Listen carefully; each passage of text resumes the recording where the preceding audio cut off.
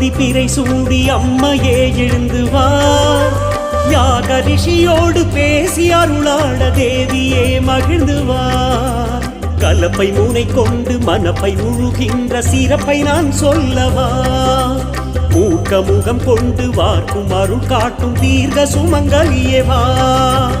ஆதிவாராகி ஜோதி பிறை சூடி அம்மையே எழுந்து வா. தேவியே மகிழ்ந்து வா.